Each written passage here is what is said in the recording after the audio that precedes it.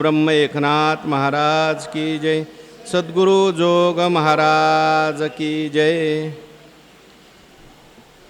प्रभो आघवेनी येणे जन्मे, जे पुण्ये केली मिया उत्तमे, तयाची न ठकतीची अंगी कामे सद्गुरु तुवा।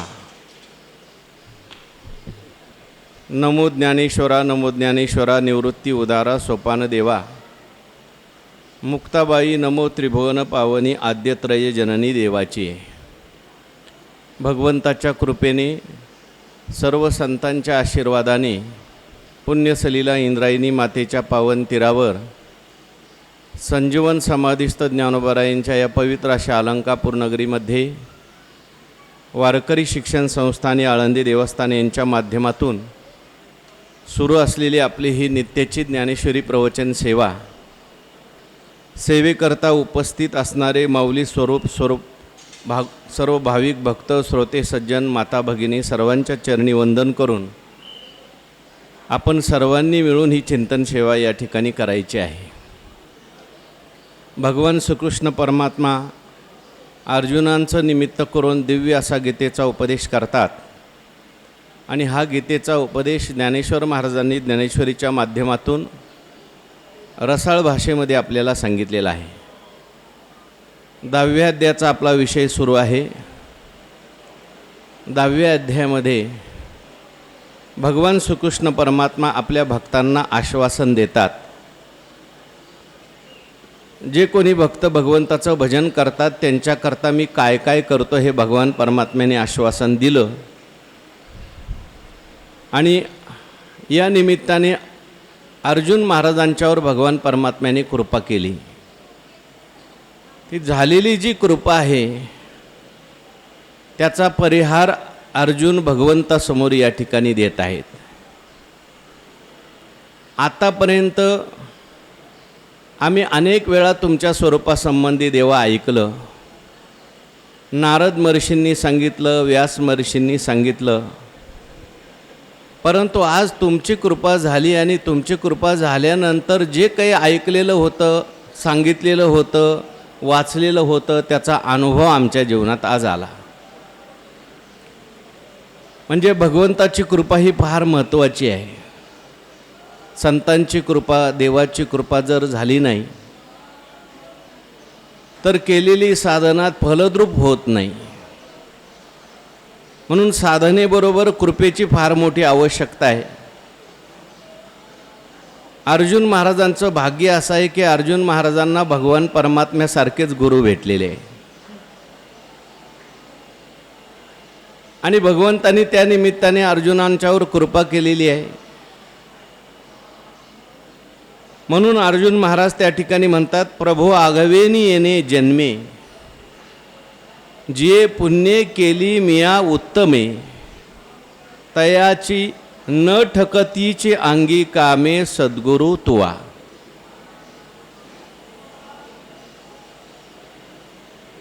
भगवान परमात्म्याला अर्जुन महाराज म्हणतात, देवा अनेक जन्मामध्ये आम्ही काहीतरी पुण्य केले असतील आणि ती पुण्यसुद्धा सामान्य पुण्य नाही, उत्तम पुण्य केली।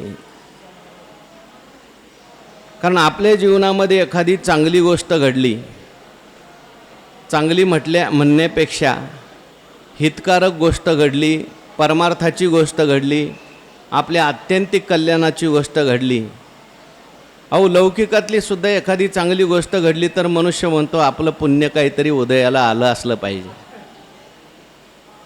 कारण पुण्याशिवाय चांगल्या गोष्टी घडत नाहीत। ज्या अर्थी वाईट गोष्टी घडतात किंवा चांगलं करताना मला खूप प्रतिबंध निर्माण होतात त्या अर्थी समजायचं, तुका म्हणे नाड पाप ठाके हिता आड। काहीतरी आपला पापाचा प्रतिबंध असला पाहिजे, वाईट कर्माचा प्रतिबंध असला पाहिजे। फलबल न्याय आहे, याला म्हणतात फलबल न्याय। आपलं काहीतरी पाप आडवं आलं असलं पाहिजे म्हणून आपल्याला हे चांगली गोष्ट घडत नाही। त्याप्रमाणे एखादी चांगली गोष्ट घडली म्हणजे सद्गुरू भेटले, संत भेटले, काही सामान्य पुण्याचं काम नाही बरं का। सामान्य पुण्य असेल तर लौकिकातली एखादी गोष्ट आपल्याला भेटेल, प्रारब्धेची जोडे धन प्रारब्धेची वाढे मान आहे, ठीक आहे, पण काहीतरी विशेष पुण्य लागतं संतांची भेट होण्याकरता, देवाची भेट होण्याकरता आणि देवाची कृपा होण्याकरता.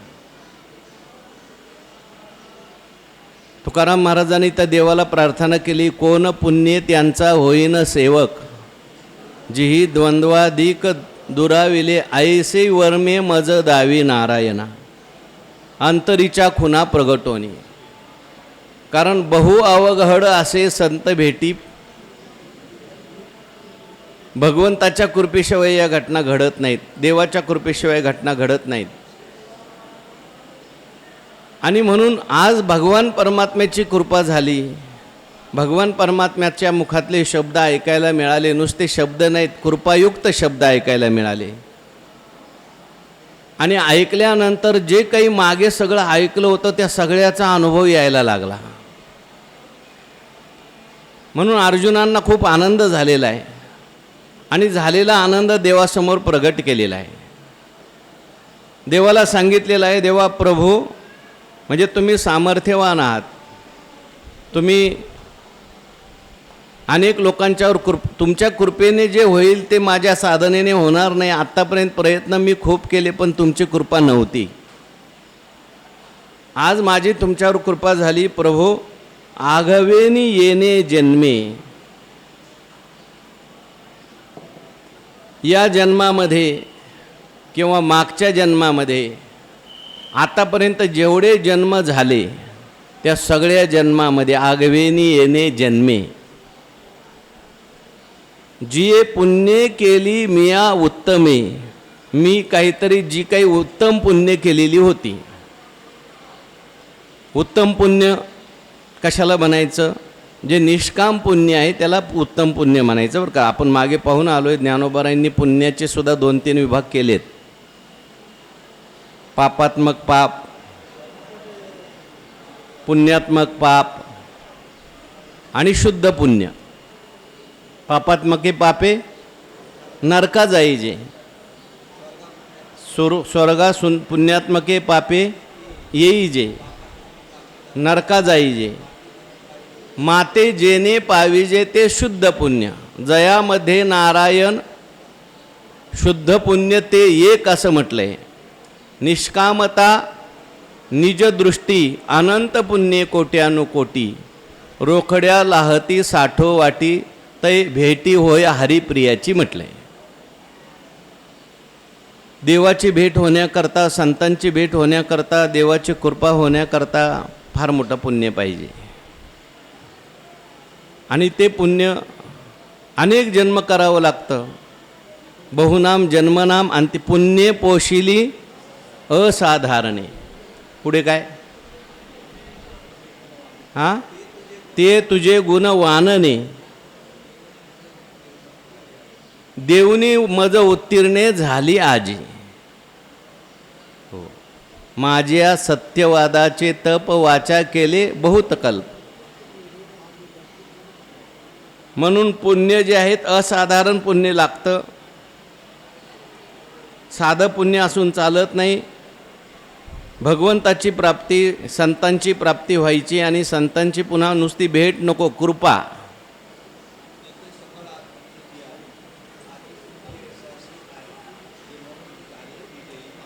मनोरथ झाले विजयी माझे, पुण्य यशाशी आले, पुण्य फळले भाग्य उदयाचा ठसा, झालो सन्मुख तो कैसा संत चरण. अनेक प्रमाण आहेत. पूर्वजन्मी सुकृते थोर केली, ती मज आजी फळाशी आली, आजी मानसी भेटी झाली या संतांशी. बहुपुण्य केले तेव्हा या विठ्ठले कृपा केली. म्हणून हो, जिये पुण्य केली मिया उत्तमे, फार उत्तम पुण्य मी केली, श्रेष्ठ पुण्य केली, तयाची न ठकतीची अंगी कामे. पण आता त्या पुण्याचं कोणतंच कार्य शिल्लक राहिलं नाही. त्या पुण्यांनी त्यांचं काम केलं. पुण्याचं काय काम आहे? पुण्याचं काम हेच आहे की आपल्याला सद्गुरूंची भेट करून देणं, देवाची भेट करून देणं, देवाची संतांची कृपा संपादन करून आपल्याला जे काही आपल्या जीवनाचं इति कर्तव्यता आहे, प्राप्ती आहे, ते आपल्याला प्राप्त करून देणं. सामान्य पुण्य जे आहे ते आपल्याला लौकिकातली एखादी पदार्थ प्राप्त करून देतात आणि कार्य शिल्लक राहतं. त्या पुण्याचं आणखीन कार्य शिल्लक राहतं. जोपर्यंत त्या ठिकाणी संतांची भेट होत नाही, संतांची कृपा होत नाही, देवाची कृपा होत नाही, तोपर्यंत समजायचं पुण्याचं कार्य अजून शिल्लक आहे. म्हणजे पुण्याची गरज आहे आणि पुण्याला काहीतरी करायची गरज आहे. पण आज आम्ही एवढी सगळी पुण्य केली होती, त्याचं सगळं काम करायचं संपलं. तयाची न ठकतीची अंगी कामे, म्हणजे आता त्या पुण्यांनी काही काम करायचं शिल्लक राहिलं नाही. याचा अर्थ काय? त्या पुण्याने जे प्राप्त करून द्यायचं होतं ते आम्हाला दिलंय. काय प्राप्त करून दिलं? सद्गुरू तुवा, तुझ्यासारखा सद्गुरू आम्हाला प्राप्त झाला. देवा, तुमच्यासारखे सद्गुरू प्राप्त झाले, तुमची कृपा आमच्यावर झाली आणि तुमच्या स्वरूपाचा अनुभव आम्हाला आला. तुम्ही कसे आहात आम्हाला कळलं. परम ब्रह्म, परम धाम, पवित्रम परमम भवान पुरुषम शाश्वतम दिव्यम आदिदेवम अजम विभूम, याचा अनुभव मला आला. आणि म्हणून ते काही जेवढी पुण्य होती या जन्मात केलेली, पूर्वीच्या जन्मात केलेली, त्या पुण्याचं सगळं आता काम संपलं. आता पुण्याचं काही काम राहिलं नाही. आम्ही पुण्याच्या पलीकडे गेलो. आता तुका म्हणे आम्ही झालो अग्निरूप, लागो नेदू पाप पुण्यांगा. म्हणून कारण तुमच्यासारखे सद्गुरू मला भेटले. तर देवासारखा सद्गुरू दुर्मिळ आहे. कारण आता पुढे भगवंताचं वर्णन अर्जुन महाराज स्वतः करणारच आहे. गुरु वेगळे आणि सद्गुरू वेगळे. त्यातल्या त्यात दुसरे कोणी सद्गुरू असतील तर त्याहीपेक्षा भगवान परमात्मा सद्गुरू म्हणून भेटणं. अर्जुन महाराजांना दुसरं काही करावं लागलं नाही. सद्गुरू शब्दाचा अर्थ आहे शिष्या ते मेळवी सद्वस्तु ते श्रीकृष्ण त्या ते सद्गुरू माने. घरोघरी गुरु आहे ते आहे ते. कारण भगवान परमात्मा हा सद्गुरू आहे, सगळ्या जगाचा गुरु आहे. कृष्णम वंदे जगद्गुरु. आणि असे तुम्ही मला सद्गुरू भेटले, सर्वज्ञ, सर्व शक्तिमान, सगळ्या गुरूंचा गुरु भगवान परमात्मा आहे. आपल्या भक्तांची विशेष काळजी करणारा भगवान परमात्मा आहे. मागे भगवंताने आश्वासन दिलंय की माझ्या भक्तांना मी बुद्धियोग देतो. किंबहुना काही भक्तांना तर बुद्धियोग म्हणजे साधन नाही, एकदम त्याच्या मनामध्ये मी प्रगटच होतो. अज्ञान नाहीसं करण्याकरता त्याला काही साधन करावं लागत नाही, कोणाकडे गुरुकडं जावं लागत नाही, श्रवण मनन करावं लागत नाही.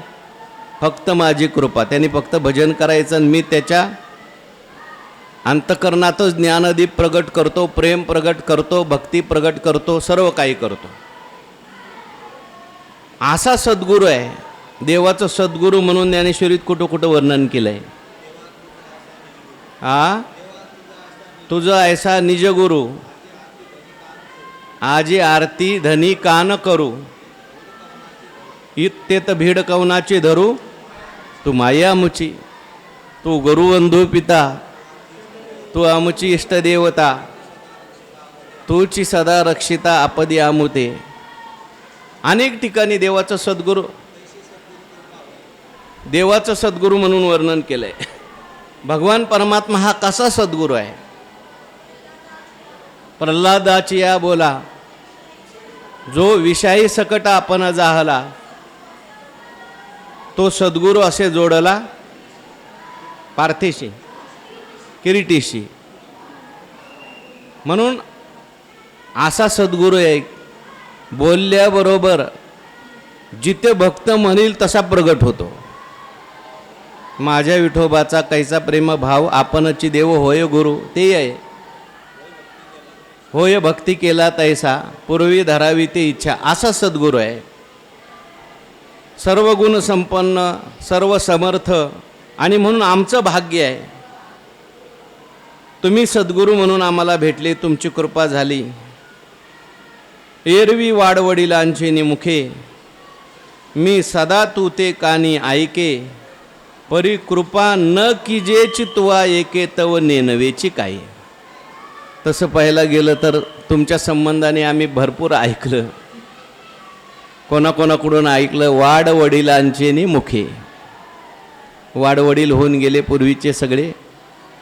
घरातले वाडवडील घ्या, मांसवंशाचे घ्या, विद्यावंशाचे घ्या, आहे की नाही. विद्यावंशाचे वाडवडील त्यांचा विषय मागे होऊन गेला सगळा. एरवी नारद अखंड जवळा ये रावळा आपणची येऊनी.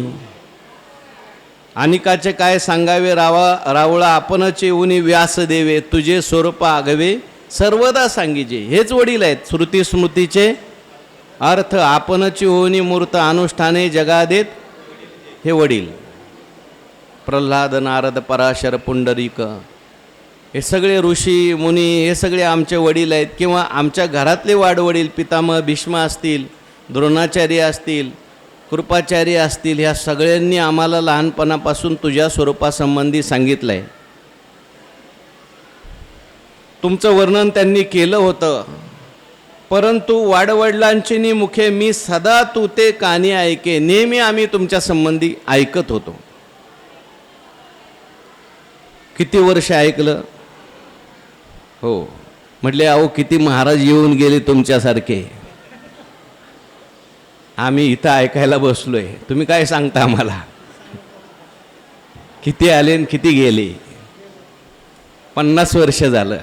नाही पण तेवढा अधिकार आहे बरं का त्यांचा. कारण ऐकलंय त्यांनी सगळ्यांचं. मोठ्या मोठ्या लोकांचं बाबांपासून ऐकणारी लोक आहेत. वाडवडिलांचे निमुखे मी तू ते सदा कानी ऐके. मी तुम्हा नेहमी ऐकलं. पण ऐकलं पण फळ मिळालं का? फायदा झाला का? बदल झाला का? नव्हता झाला म्हटले. आता अर्जुनांचं तसं तर आपलं कसं? जे परिकृपा न की जे चितवा एके तव नेनवेची काही. पण देवा तुमची कृपा झाली नव्हती त्याच्यामुळे आम्हाला काय कळालं नाही. आता वास्तविक पाहता कृपा देवाची त्यावेळेस सुद्धा होती, आताही आहेच.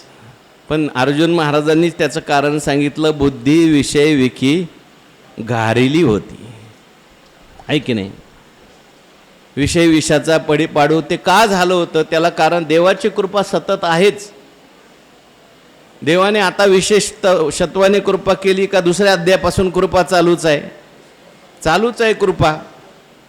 नवे नवे जेव्हा जेव्हा भगवान परमात्मा अर्जुनाकडे जात होते तेव्हा तेव्हा देवाच्या अर्जुनावर कृपाच आहे. पण आता प्रतिती त्या कृपेचा अनुभव आज आलेला आहे. काय नुसती देवाची कृपा असून चालत नाही. त्या कृपेचा अनुभव आपल्याला यावा लागतो. कृपा झाली हे सुद्धा कळावं लागतं. नाहीतर आपल्याला देवाची कृपा भलत्याच गोष्टीमध्ये वाटते. हे झालं तर देवाची कृपा आणि ते झालं तर देवाची कृपा. उलट आता आपल्याला चिंतन करायला मिळतंय ना, ही देवाची कृपा आहे. म्हणून अर्जुन महाराज म्हणतात आज मात्र तुमची कृपा झाली. परी कृपा न की जे चितवा एके तव नेनवेची काही. मला काहीच कळत नव्हतं. नको तिकडे माझी बुद्धी चाललेली होती. गीत सुखात अडकलो होतो. अर्थ न बुजवणी ठाई गीत सुखचे ऐके.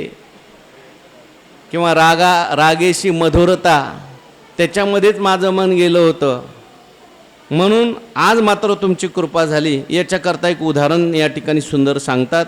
म्हणून भाग्य जे सानुकूळ झालिया केले उद्यम सदा सफळ तैसे श्रुताधीत सकळ गुरुकृपा साच. म्हणून गुरुकृपेला खूप महत्त्व आहे. देवा तुमच्या कृपेला खूप महत्त्व आहे.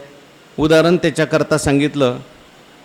भाग्य जे सानुकूळ झालिया केले उद्यम सदा सफळ. भाग्य अनुकूल झालं की आपण केलेले जे काही उद्योग असतात, प्रयत्न असतात, ते सफल होतात. नाही तर बऱ्याच वेळेला काही लोक खूप उद्योग करतात, परंतु सफलता प्राप्त होत नाही, फल प्राप्त होत नाही, अडचणी येतात.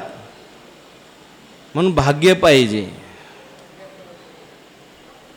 ते हे जोडी संत. पण नुसतं भाग्य असूनही चालत नाही, उद्यम पण पाहिजे. भाग्याचे नि भडसे, उद्यमाचे नि मिशे, संपत्ती जात अपयसे घर दिगे. उपादान कारण पण पाहिजे आणि निमित्त कारण पण पाहिजे. भाग्य आहे परंतु उद्योग नाही केला तरी प्राप्त होत नाही, उद्योग आहे पण भाग्य नसेल तर प्राप्त होत नाही. कशा करता हे सांगितलंय? तुमची कृपा हे भाग्य पाहिजे. आणि मग आम्ही साधना केली, श्रवण केलं, मनन केलं, निधिध्यासन केलं तर ते फलद्रूप होईल. नाहीतर आम्ही हे सगळं करत होतो, ऐकत होतो, पण तुमची कृपा नव्हती आणि त्यामुळे आम्हाला काय ते समजत नव्हतं, त्याचा अनुभव येत नव्हता. भाग्य पाहिजे. भाग्य जे सानुकूल आणि भाग्य ते अनुकूल पाहिजे बरं का. काही काही लोकांना भाग्य अनुकूल असतं, थोडं काही थोडंसं काम केलं की लगेच त्यांना भरपूर मिळतं. आमचे गुरुवर एक दृष्टांत सांगत असतात. एक गरीब मनुष्य होता आणि त्याला मुलीचं लग्न करायचं होतं, पैशाची काही आवश्यकता होती. त्याला कोणीतरी सांगितलं, इंदोरला एक राजा आहे आणि तो फार दानी आहे, तू त्याच्याकडे जा, तुला निश्चित तो पैसे देईल. तो इथून पैसे मिळवण्याकरता कुठे गेला? इंदोरला गेला. राजाकडे गेला. राजाने विचारलं काय पाहिजे? म्हटले, अहो मी तुमची कीर्ती ऐकून आलो, मुलीचं लग्न करायचं आहे, मला थोडेसे पैसे पाहिजेत. राजाने लगेच आपल्या सेवकांना बोलवून सांगितलं, याला 10,000 रुपये देऊन टाका. तो म्हटलं, महाराज एवढ्या लांबून आलो आणि तुम्ही 10,000 देता फक्त. मग राजाने सांगितलं, ठीक आहे, याला 50,000 रुपये द्या. 50,000 म्हटलं की तो म्हणायला लागला, महाराज थोडेसे आणखीन जास्त दिले असते तर बरं झालं असतं. माणसाला लाभ मिळाला का त्याचा लोभ वाढतो. मग राजाने सांगितलं 1,00,000. थांबलं नाही. तो म्हटला आणखीन थोडेसे बघा मिळत असले तर. मग राजाने विचार केला, हा थोडासा लोभी मनुष्य दिसतोय, आता जेवढे याच्या प्रारब्धात असेल तेवढं याला द्यायचं. त्याला सांगितलं, मी तुला उद्या पैसे देतो, तू उद्या ये, तुझ्या प्रारब्धात असतील तेवढे मिळणार. दुसऱ्या दिवशी त्या माणसाला बोलवलं, 3 धान्याचे ढीग केले. राजाने सांगितलं, यातला कोणताही एक ढीग उचलायचा. एकात 10,000 आहेत, एकात 1,00,000 आहेत आणि एकात 2,00,000 आहेत. त्याने बरोबर 10,000 वाला उचलला. त्याला कारण काय? अदृष्ट झालिया उदासू, पालटे श्रीमंतीचा विलासू, पौर्णिमे पाठी सुधांशू शीतांशू, पालटे जैसा. म्हणून त्या ठिकाणी भाग्य पाहिजे. काय तुकाराम महाराजांचा अभंग आहे, धन अभाग्या कोळसे.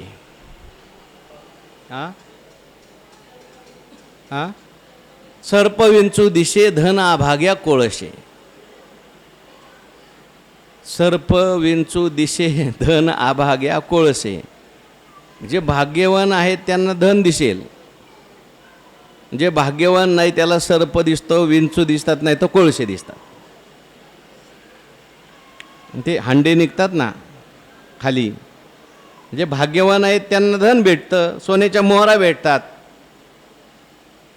कशा करता हा दृष्टांत सांगितलेला आहे? भाग्य जे सानुकूळ, जालिया केले उद्यम सदा सफळ. मग आपण केलेले जे प्रयत्न आहेत, आता ते भाग्य म्हणजे तरी काय, पूर्वजन्मी केलेलं कर्मच असतं बरं का. त्यालाच आपण भाग्य म्हणतो ना. तेच पुण्य होऊन आलेलं असतं, ते आपल्याला अनुकूल झालेलं असतं. संचित व्यवसाय निमित्त फळ दे तसे संचित.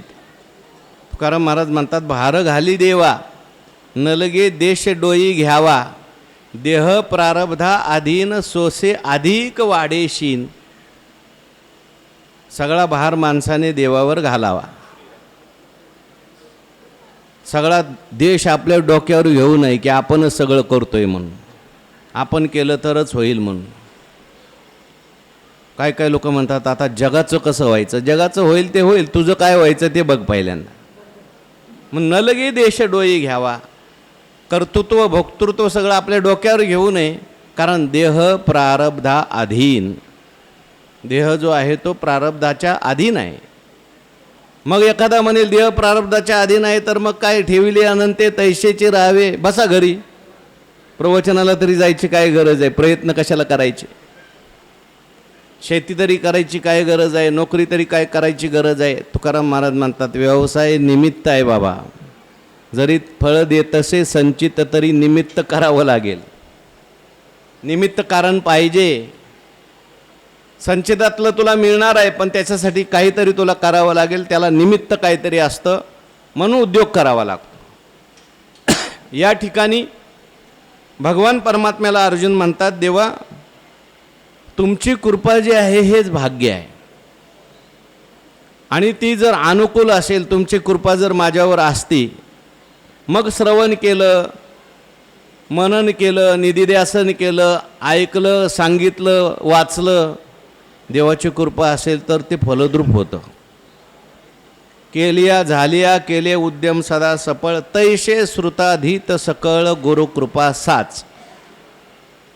श्रुत आणि आदित म्हणजे जे काही ऐकलेलं आहे, खूप ऐकलं आतापर्यंत. आदित म्हणजे मी अध्ययन केलं, सगळं ऐकलंही होतं, अध्ययन केलं होतं, वेद शास्त्र पुराण. अर्जुन महाराजांनी गुरुकुलात जाऊन हे सगळं अध्ययन केलं आहे की नाही, आणि पुन्हा ऐकलं आहे, सगळ्यांची प्रवचनं चालूच आहेत, कीर्तनं चालूच आहेत. जरी वनवासात गेले तरी सगळे ऋषी मुनी येतच होते, भगवान परमात्मा येतच होते, पण अजून अनुभव आला नव्हता. म्हणून अर्जुन महाराज म्हणतात आज तुमची कृपा झाली आणि माझ्या लक्षात आलं, जसं भाग्य असलं तर उद्योग केला की लगेच फळ मिळतं, तसं साधकाने जे काय परमार्थाच्या संबंधी ऐकलं आहे, जे काय अध्ययन केलं आहे, ते गुरु कृपा झाली की ते सत्य ठरतं, म्हणजे त्याला फळ मिळतं. जोपर्यंत गुरुची कृपा नाही तो किंवा देवाची कृपा नाही तोपर्यंत केलेलं जे आहे ते फळ देत नाही. ते वायाला गेलं असं नाही, परंतु अजून फळ नाही आलं समजायचं त्याला. म्हणून एक दृष्टांत पुन्हा आणखीन एक दिला आहे, जे भुकेतीचे राखे वेळ जगन्नाथ. हां हां होय आदृष्ट आपयते, ते वाळूचे रत्न परवते. पुढं काय बर उजू आयुष्य. हां हां तयापरी श्री गुरु करती जे अंगीकारू मोक्षमय आगवा. वा, श्रीगुरूंनी अंगीकार केला की सगळा संसारच मोक्षमय होतो. काय हां ती एक ओवी, संसार तया गावा गेला साता पांडवा, होनी ठाके आगवा मोक्षाचाच, अशीच ओवी आहे. तेव्हा आणखीन एक ओवी आपण नेहमी वाचतो, ती ओवी आलेली आहे. उदाहरण दिलं अर्जुन महाराजांनी, देवा जी बनकरू झाडे शिंपी जीवेसाठी, पाडोनी जन्मे काडी तसे आटी, काडी आटी परी फळेशी तेची भेटी जे वसंतू पावे. बनकरू झाडेशी जीवेसाठी, पाडोनी जन्मे काडी आटी. एखादा माळी असतो आणि त्या शेतीची म्हणा किंवा एखाद्या बागेची मशागत करत असतो. मग ते करत असताना खूप कष्ट माळ्याला पडतात. पाणी आणावं लागतं, विहीर खोदावी लागते, आणखीन बोर मारावं लागतं, कुठंतरी विहीर असते तिथून पाईपलाईन करायची, पुन्हा तण काढायचं, मशागत करायची, खत लावायचं, खत आणायचं, हे सगळं करतो. बनकरू झाडे शिंपी, त्याला म्हणजे पाणी घालतो झाडांना. किती पाणी घालतो, कसं पाणी घालतो? जीवेसाठी. जीवेसाठी म्हणजे जीवाची पर्वा करत नाही. हो, कधी कधी जेवायला 2 वाजतात, 3 वाजतात, आहे का जीवाची पर्वा शेतकऱ्याला? काम असतं त्यावेळेस ते करावं लागतं, त्यावेळेस जर नाही केलं ह्या कोणी येऊन देत जाऊ नका, नाही तर बसलेलं लक्षात ठेवा. आपल्यातलं कोणीतरी रोज बसत जायचं जे नेहमी येणार आहे ते.